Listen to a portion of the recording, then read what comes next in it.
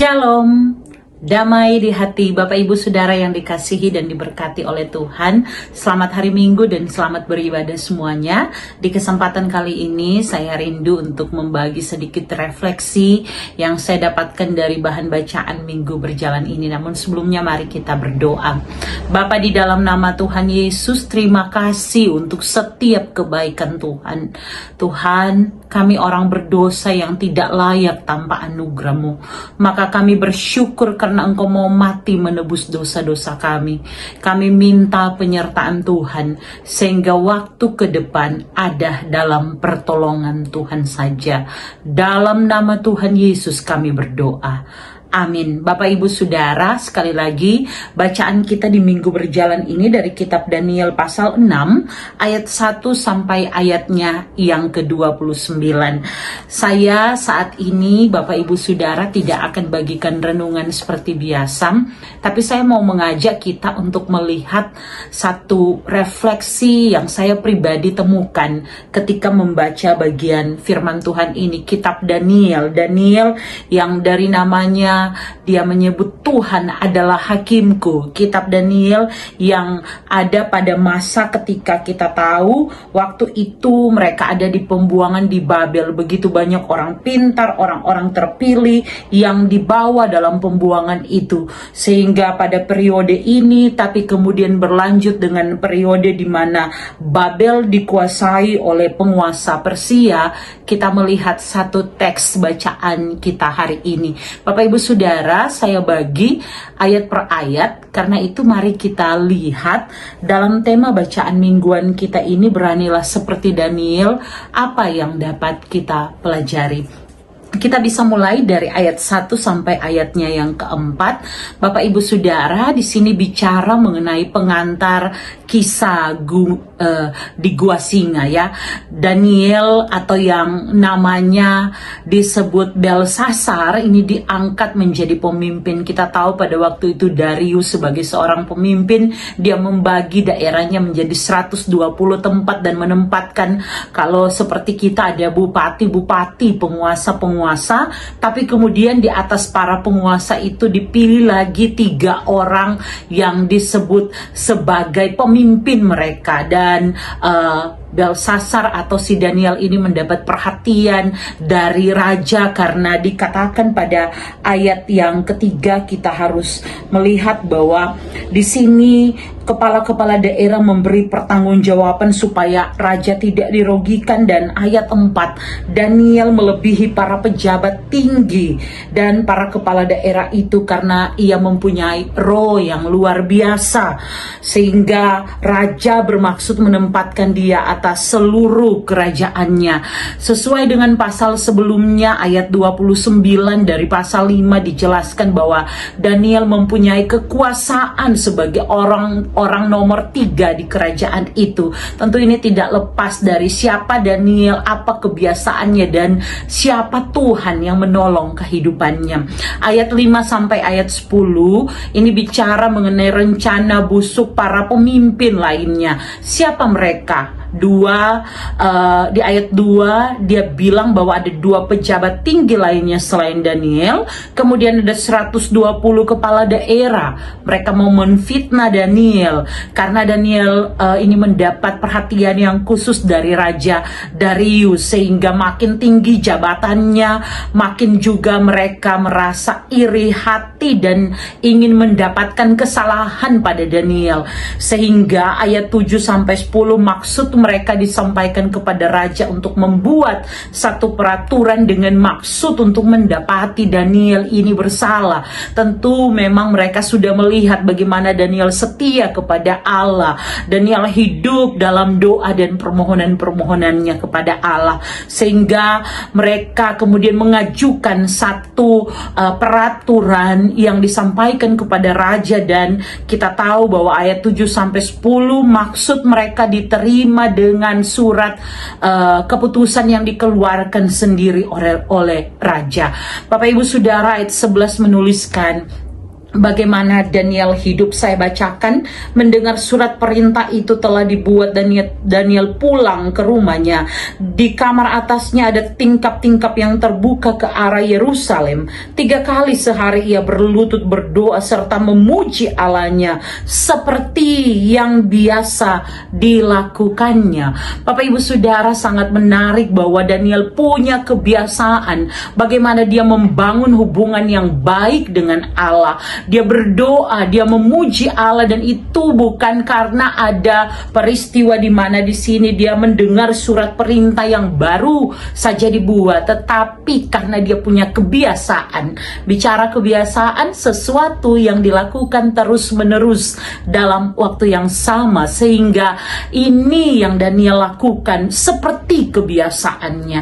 Sehingga tidak heran tentunya inilah yang kalau kita selidiki menjadi satu kunci hidup bagaimana Daniel dipakai oleh Tuhan, karena dia mengandalkan Tuhan. Hidupnya mendekat, melekat, mau diletakkan di dalam tangan Tuhan. Bapak Ibu Saudara, ayat 12-19 ini orang-orang ataupun fitnah ini mendapati Daniel berdoa. Tentu ini sesuai skenario mereka, dan akhirnya mereka menyampaikan hal itu kepada raja dan menuntut agar hukum dilaksanakan. Tentu raja mau menolong, tapi ternyata raja sendiri tidak bisa melanggar aturan yang telah dibuatnya sendiri sebagai seorang penguasa. Maka dalam keadaan ini manusia berkuasa pun tidak bisa menolong Daniel. Raja sedih, raja sampai bersusah hati, tidak mau dihibur, karena dia tahu kalau Daniel dilemparkan ke dalam gua singa, tentu Daniel akan mati dan dia akan kehilangan seorang penguasa yang punya roh, yang hidupnya bisa menjadi berkat. Tentu Bapak Ibu Saudara, kita kemudian melihat ending dari cerita ini, ayat 20-29, di mana raja bersuka cita karena mendapati Daniel selamat. Raja kemudian dengan senang hati, raja ketika bertanya kepada Daniel, raja pun tahu siapa Daniel yang hidup melekat kepada Tuhan. Ayat 21, ketika sampai dekat gua itu berserulah ia kepada Daniel dengan suara pilu, karena dia berpikir jangan-jangan singa somakang. Katanya, Daniel, hamba Allah yang hidup, Allahmu yang kau sembah dengan setia, sanggupkah ia melepaskan engkau dari singa? Singa itu, kata Daniel kepadanya, ayat 23, ya Raja, kekallah hidupmu. Ayat 23, Allahku telah mengutus malaikatnya untuk mengatupkan mulut singa-singa itu sehingga mereka tidak melukai aku, karena ternyata aku tak bersalah di hadapannya, juga tak bersalah di hadapan Tuanku, ya Raja. Aku tidak melakukan kejahatan.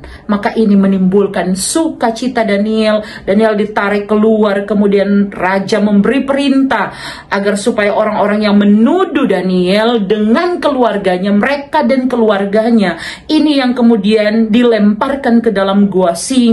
Bahkan dikatakan saking buasnya, jadi ini bukan singa-singa ompong ya, karena ketika orang-orang ini yang kemudian dilepaskan, mereka pun sampai tulang-tulangnya itu diremukan oleh singa-singa yang ada. Bapak Ibu Saudara, di bagian terakhir kita tahu bahwa ada perintah baru di ayat 27 yang dikeluarkan Raja Darius. Bersama ini aku memberi perintah bahwa di seluruh kerajaan yang aku kuasai, orang harus takut dan gentar kepada Allah Daniel, sebab dialah Allah yang hidup, yang kekal untuk selama-lamanya. Pemerintahannya tidak akan binasa dan kekuasaannya tidak akan berakhir. Dia melepaskan dan menyelamatkan, mengadakan tanda dan mujizat di langit dan di bumi. Dialah yang telah melepaskan Daniel dari cengkraman singa-singa. Pengakuan ini keluar dari mulut Darius karena melihat apa yang Tuhan buat dalam kehidupan Daniel.